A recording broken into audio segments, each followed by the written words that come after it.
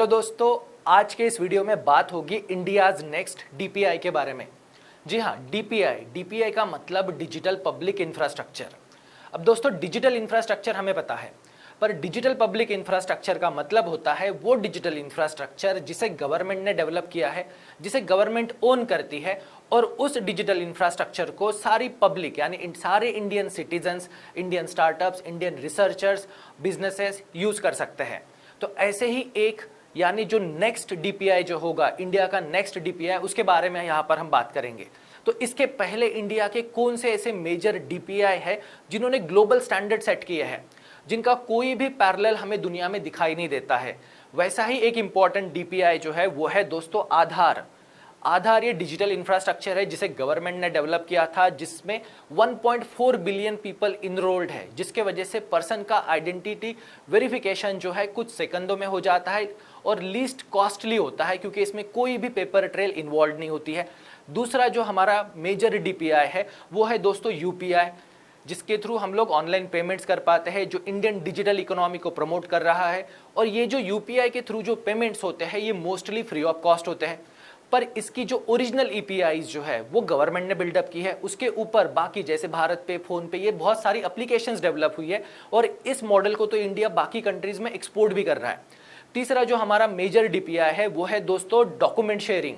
जैसे कि हमें डिजी लॉकर पता है, जहाँ पे डॉक्यूमेंट्स हम लोग डिजिटल फॉर्म में सेव कर सकते हैं, जिसमें प्राइवेसी और कंसेंट को इंपॉर्टेंस दिया जाता है, और जहाँ पे डॉक्यूमेंट जो है वो डिजिटली शेयर की जाती है।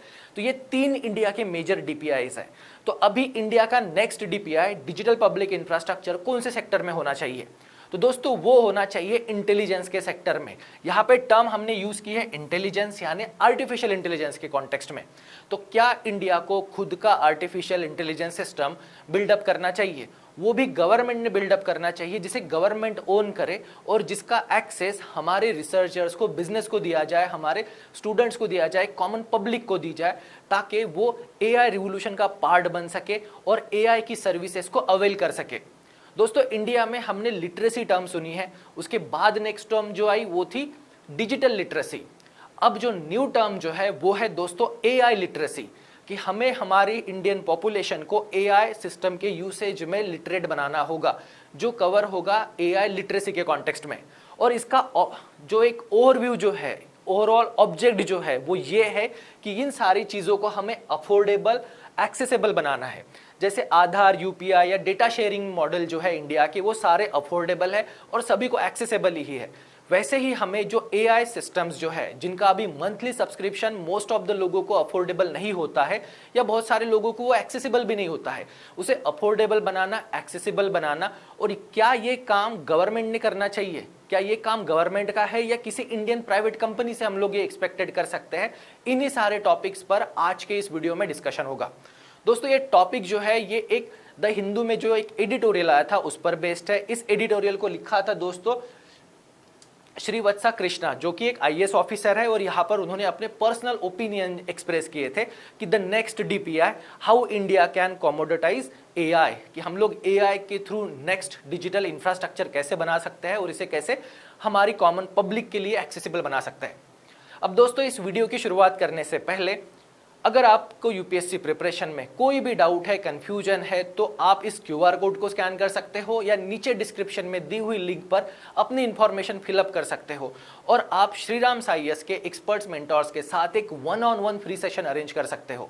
इस 1-on-1 फ्री सेशन में आप अपने सारे डाउट्स, कंफ्यूजन दूर कर सकते हो और अपनी जो प्रिपरेशन स्ट्रैटेजी है उसे स्ट्रीमलाइन कर सकते हो, ताकि आपका सक्सेस जो है वो पक्का हो सके। तो चलिए दोस्तों, इस सेशन की शुरुआत करते हैं कि अभी तक के इंडिया के जो 3 मेजर डीपीआईज है, इंडियाज डिजिटल पब्लिक इंफ्रास्ट्रक्चर, तो उनमें सबसे पहला जो है आधार। और दोस्तों, ये world largest digital identity platform है, जहां पे 1.4 बिलियन पीपल इनरोल्ड है। और यहाँ पे eKYC, पर्सन की आइडेंटिटी वेरिफिकेशन जो है कुछ मिनटों में होती है, लेस एक्सपेंसिव होती है, कॉस्ट बिल्कुल नहीं आती है। सेकंड जो इंडिया का मेजर डीपीआई है वो है दोस्तों यूपीआई, पेमेंट फॉर एवरीवन, जो कि जिसके वजह से आज इंडिया में हर महीने 20 बिलियन से ज़्यादा डिजिटल पेमेंट्स होते हैं और ये डिजिटल पेमेंट जो है वो नियरली फ्री ऑफ कॉस्ट होते हैं, कोई भी चार्ज नहीं लगता है।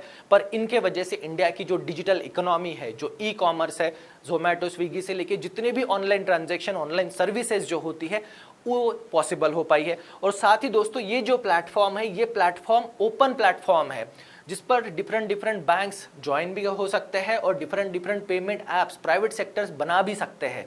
फिर तीसरा जो मेजर डीपीआई इंडिया का है वो है दोस्तों अकाउंट एग्रीगेटर, जहां पे डेटा शेयरिंग हो जाती है विद कंसेंट के साथ। और यहाँ पर जो कंसेंट है डेटा शेयरिंग के बारे में, जिस पर इंडिविजुअल का कंट्रोल होता है कि उसे किसके साथ डेटा शेयर करना है, नहीं करना है, यूजर इस प्लेटफॉर्म पर अपना डेटा सिक्योरली सेव कर सकते हैं और उसे अपना कंसेंट देके शेयर भी कर सकते हैं।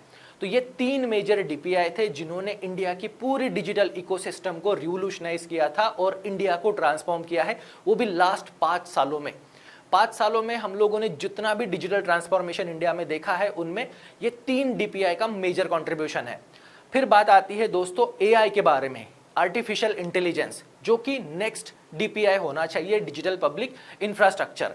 अब ऐसा क्यों? तो दोस्तों इसलिए क्योंकि अभी जो एआई के प्लेटफॉर्म्स है जो हम लोग यूज करते हैं, चैट जीपीटी हो, जेमिनाई हो, क्लाउडे हो, एंथ्रोपिक हो, ये सारे के सारे प्राइवेट कंपनीज ने डेवलप की है।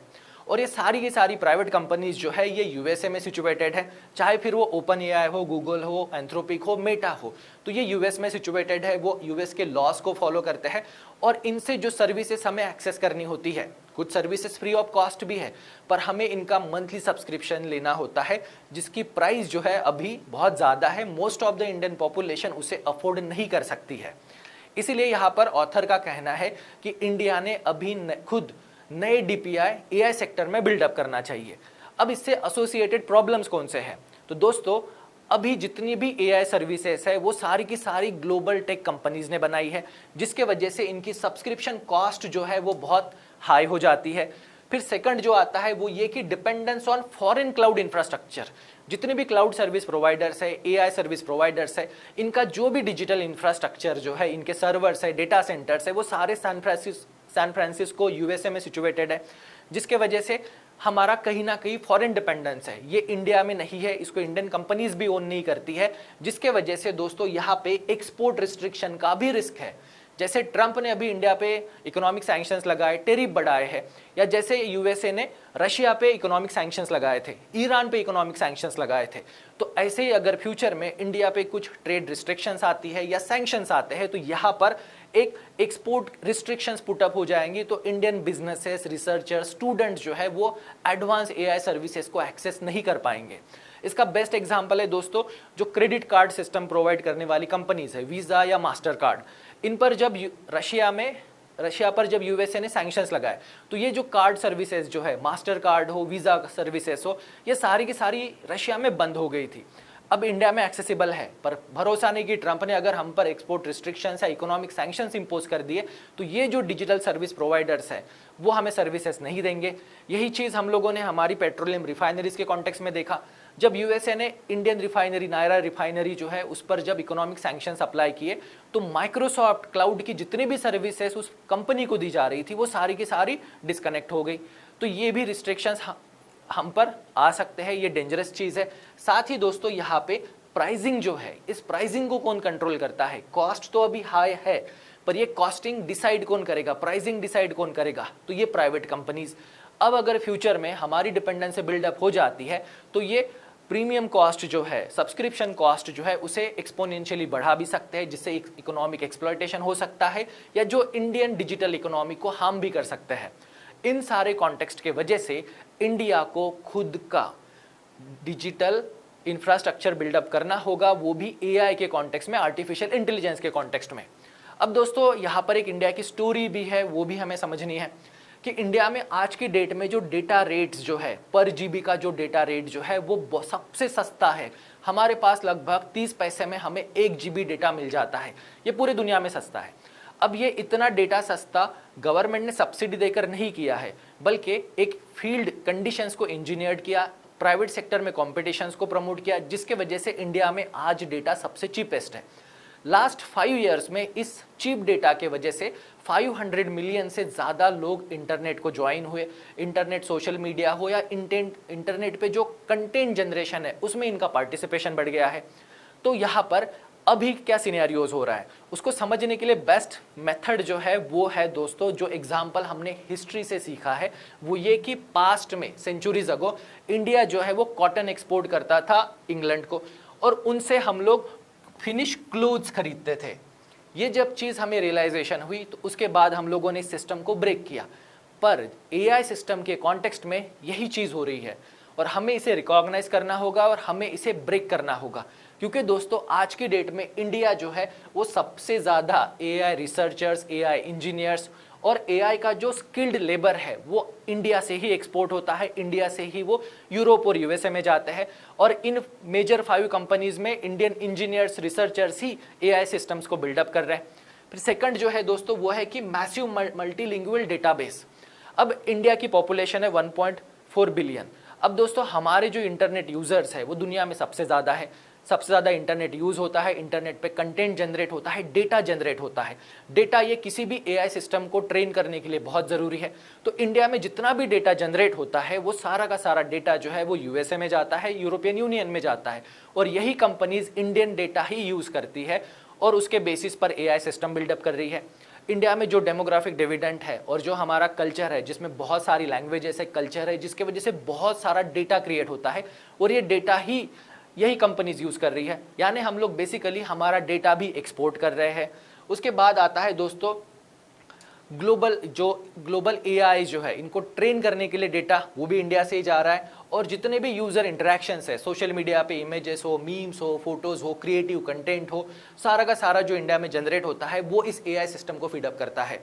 यानी आज की डेट में जैसे हम लोग कॉटन एक्सपोर्ट करके फिनिश्ड क्लोथ्स खरीदते थे, वैसे ही दोस्तों एआई के लिए रिक्वायर्ड सारी चीज़ें जो है जैसे टैलेंट है, डेटा है, मल्टीलिंगुअल जो हमारा डेटाबेस है वो सारा हम लोग एक्सपोर्ट कर रहे हैं यूएसए को, यूरोपियन यूनियन को, और उसी को यूज़ करके वो लोग एडवांस एआई सिस्टम बिल्डअप कर रहे हैं और उस एडवांस एआई सिस्टम को हम लोग एक्सेस करते हैं एज अ फिनिश प्रोडक्ट, और उसके लिए भी हम लोग कॉस्ट पे करते हैं, सब्सक्रिप्शन पे करते हैं, वो भी डॉलर्स में। तो हमें इस चेन को रिकॉग्नाइज करना होगा और हमें इस चेन को ब्रेक करना होगा। इसीलिए दोस्तों इंडिया को डिजिटल पब्लिक इंफ्रास्ट्रक्चर क्रिएट करना होगा एआई के कॉन्टेक्स्ट में, ताकि इंडिया का जो फ्यूचर जो है उसे सिक्योर किया जा सके। क्योंकि दोस्तों हमें बनाना होगा एक शेयर्ड, ओपन और सिक्योर इंफ्रास्ट्रक्चर, एक ऐसा एआई सिस्टम जिसे हमारे सिटीजन्स यूज़ कर सके, हमारे स्टार्टअप्स यूज़ कर सके, हमारे बिजनेसेस और रिसर्चर्स यूज़ कर सके। उसके लिए हमें बिल्ड करना होगा एक कंप्यूटर ग्रिड, हमें एक कंप्यूटर इंफ्रास्ट्रक्चर जिसमें जीपीयूज़ है, टीपीयूज़ है, ओके, और सीपीयूज़ है। ऐसा हमें डिजिटल इंफ्रास्ट्रक्चर इंडिया में बनाना होगा जो कि एक्सेसिबल भी हो, अफोर्डेबल भी हो। और इंडिया का जो एआई मिशन है उसके अंदर हम लोगों ने नियर अबाउट 35,000 जीपीयू का इंफ्रास्ट्रक्चर भी बिल्डअप किया है, और हमारा फ्यूचर ऑब्जेक्टिव है कि हमें 1 लाख जीपीयू का इंफ्रास्ट्रक्चर बिल्डअप करना है। उसके बाद आता है दोस्तों डेटा ट्रस्ट और ओपन डेटा, कि इंडिया में जो भी डेटा जनरेट हो रहा है उस डेटा क्वालिटी को मेंटेन करना, साथ ही जो प्राइवेसी राइट्स है उन्हें मेंटेन करना, और इस डेटा को पब्लिक गुड के लिए यूज़ करना, ताकि हम लोग एक सिक्योर और एक कंसेंट बेस्ड डेटा सिस्टम बना सके, जिस डेटा को हमारे Indian citizens, Indian AI companies और स्टार्टअप्स यूज़ कर सके, और एआई की एप्लीकेशन जो है उसकी जो पूरी इकोसिस्टम है उसे हमें प्रमोट करना होगा। क्योंकि दोस्तों एआई की एप्लीकेशन जो है वो हेल्थ केयर में है, एजुकेशन में है, एग्रीकल्चर में है, मैन्युफैक्चरिंग में है, फाइनेंस में है, गवर्नेंस में है, ऐसी बहुत सारी फील्ड्स है जहाँ पे एआई की एप्लीकेशंस है। और इसीलिए हमें हमारा खुद का एआई सिस्टम बिल्ड करना होगा, जिसके लिए हम लोग प्राइवेट सेक्टर पे रिलाय नहीं कर सकते हैं, यहाँ पे गवर्नमेंट को स्टेप इन करना होगा। क्योंकि एआई सिस्टम बनाने के लिए जो स्किल सेट जो है, जो टैलेंट जो है, जो रिसर्चर्स, इंजीनियर्स जो है वो हमारे पास अवेलेबल है। साथ ही इस एआई का इथिकल यूज़ हो और इस एआई का इस्तेमाल गवर्नेंस के लिए हो सके, पब्लिक गुड के लिए हो सके, इसे भी इंश्योर करने के लिए हमें हमारा एआई इंफ्रास्ट्रक्चर चाहिए, जो कि इन 5 पिलर्स पे बिल्डअप होना चाहिए। कि हमारे पास एक खुद की कंप्यूटर ग्रिड होनी चाहिए, डेटा सेंटर्स होने चाहिए, एआई एप्लीकेशन की इकोसिस्टम जो है उसे प्रमोट किया जा सके, साथ ही एआई के लिए जो स्किल और टैलेंट है उसे भी डेवलप किया जा सके, और गवर्नेंस और इथिकल यूज़ उसका मेक श्योर करना होगा। अब दोस्तों इसके लिए ही एआई लिटरेसी ये टर्म है कि जिसमें हमारे सिटीजन्स को हमें ट्रेन करना होगा कि वो एआई सिस्टम को यूज़ कर सके, ताकि ये जो डीपीआई इंडिया में बनेगा उसके वजह से दोस्तों इंक्लूसिव ग्रोथ को प्रमोट किया जा सके, इसीलिए एआई लिटरेसी जरूरी है। अदरवाइज इस एआई रिवोल्यूशन के वजह से भी सोसाइटी में इनइक्वालिटी क्रिएट हो सकती है, सोसाइटी में डिवाइड क्रिएट हो सकता है। तो हमें एआई लिटरेसी प्रमोट करनी होगी ताकि सोसाइटी का हर सेक्शन एआई को यूज करके खुद को डेवलप कर सके, खुद को ग्रो कर सके। साथ ही इनोवेशन और सॉवरेनिटी यहाँ बात होगी डिजिटल सॉवरेनिटी की, कि जो इंडियन डेटा जो है, जो इंडिया में डेटा जनरेट होता है इंटरनेट पे, उसके ऊपर इंडिया का राइट होना चाहिए। वो डेटा इंडिया से बाहर ना जाए, अगर बाहर जाता भी है तो उस डेटा के ऊपर कंट्रोल जो है, कंसेंट जो है वो इंडिया का होना चाहिए। और इस पूरे एआई इंफ्रास्ट्रक्चर को हम लोग पब्लिक गुड के लिए यूज कर सकते हैं। और इसीलिए दोस्तों यहाँ पर इंक्लूसिव एक्सेस हमें सबके लिए मेक श्योर करना होगा ताकि इकोनॉमिक ग्रोथ को ड्राइव किया जा सके, हमारी डिजिटल इकोनॉमी को, हमारे स्टार्टअप्स को और एआई बेस्ड एप्लीकेशंस को सपोर्ट किया जा सके। उसके साथ ही हमें डिजिटल सॉवरेनिटी इंश्योर करनी होगी, क्योंकि हम लोग एआई सिस्टम्स के लिए फॉरेन कंट्रीज पर या फॉरेन मल्टीनेशनल कंपनीज पर डिपेंड नहीं रह सकते हैं। ये चीज़ हम लोगों ने सीखी है हिस्ट्री के थ्रू। साथ ही इंडिया में जो इनोवेशन है, इंटरप्रेन्योरशिप है, जो फ्यूचर स्टार्टअप्स है या जो फ्यूचर में जो इकोनॉमिक एक्टिविटीज़ है, उन्हें भी हमें प्रमोट करना है। और पब्लिक सर्विसेज एजुकेशन है, हेल्थ है, एग्रीकल्चर है, फाइनेंस है, इन सब को हमें प्रमोट करने के लिए एआई की हमें ज़रूरत है ताकि हम लोग सोसाइटी में सोशल गुड, पब्लिक गुड को प्रमोट कर सके। सो दोस्तों, एआई डीपीआई बनाने के लिए, डिजिटल पब्लिक इंफ्रास्ट्रक्चर बनाने के लिए वे फॉरवर्ड हमारे सामने क्या है? तो दोस्तों वे फॉरवर्ड ये है कि हमें एक कंप्यूटर इंफ्रास्ट्रक्चर बनाना होगा जो स्केलेबल हो, जिसमें एडिशनल जीपीयूज, मेमोरी, सर्वर को हम लोग ऐड कर सके, एलएलएम मॉडल्स को ऐड कर सके और इंडियन डेटा को हमें यूज़ करके उस डेटा के थ्रू इन्हें ट्रेन करना होगा। उसके लिए इंडिया में जो भी डेटा जनरेशन होता है, उसका स्टोरेज होता है, उसके लिए दोस्तों हमें एक ओपन डेटा सिस्टम बनानी होगी और जिसके लिए गवर्नेंस यानी लॉज हमें बनाने होंगे ताकि हम लोग उसको रेगुलेट कर सके। साथ ही हमें इंडिया में AI based vibrant application ecosystem को सपोर्ट करना है ताकि डिफरेंट जो फील्ड है इकोनॉमी के, उनसे related AI infrastructure, AI applications को डेवलप किया जा सके। फिर बात आती है दोस्तों investment in skill and talent pipeline. तो स्कूल करिकुलम हो, वहाँ पर हमें एआई कोर्सेज को इंट्रोड्यूस करना होगा, एआई लिटरेसी को भी हमें प्रमोट करना होगा। और सबसे इंपॉर्टेंट यहाँ पर दोस्तों डेटा जो है वो सिक्योर होना चाहिए, कंसेंट बेस्ड डेटा का एक्सेस होना चाहिए, राइट टू प्राइवेसी भी मेंटेन होनी चाहिए। और उसके लिए हमें ग्लोबल कोलैबोरेशन और ग्लोबल लीडरशिप इन्हें भी प्रमोट करना होगा। तो दोस्तों ये सारे पॉइंट्स हमें इस डायरेक्शन में पॉइंट करते हैं कि इंडिया को अब डिजिटल पब्लिक इंफ्रास्ट्रक्चर में इन्वेस्ट करना होगा, आर्टिफिशियल इंटेलिजेंस सेक्टर में। और इंडिया का जो फोर्थ नेक्स्ट रिवोल्यूशनाइजिंग डीपीआई होगा वो होगा एआई के कॉन्टेक्स्ट में। अब यहाँ पर आप अपना ओपिनियन बताइए कि क्या इंडिया ने इस डीपीआई को गवर्नमेंट ने डेवलप करना चाहिए या हमने इसमें प्राइवेट सेक्टर को भी इन्वॉल्व करना चाहिए, या मॉडल हमारा पब्लिक प्राइवेट पार्टनरशिप बेस्ड होना चाहिए। क्योंकि दोस्तों ऑब्जेक्टिव जो है वो ये है कि अफोर्डेबल भी हो, एक्सेसिबल भी हो। अगर प्राइवेट सेक्टर आता है तो वहाँ पे प्रॉफिट एक कंसेप्ट होती है, पर अगर इसको गवर्नमेंट बिल्डअप करती है, जैसे गवर्नमेंट ने आधार को बिल्ड किया है, यूपीआई को बिल्ड किया है, तो वो हम हमारे सिटीजन्स को फ्री ऑफ कॉस्ट भी दे सकते हैं, जिसके वजह से एआई लिटरेसी और साथ ही एआई यूसेज बढ़ेगा, जिसके वजह से हर इंडियन सिटीजन को खुद को ग्रो करने में, डेवलप करने में आसानी होगी। तो अपना ओपिनियन दोस्तों कमेंट में ज़रूर बताइएगा। Thank you.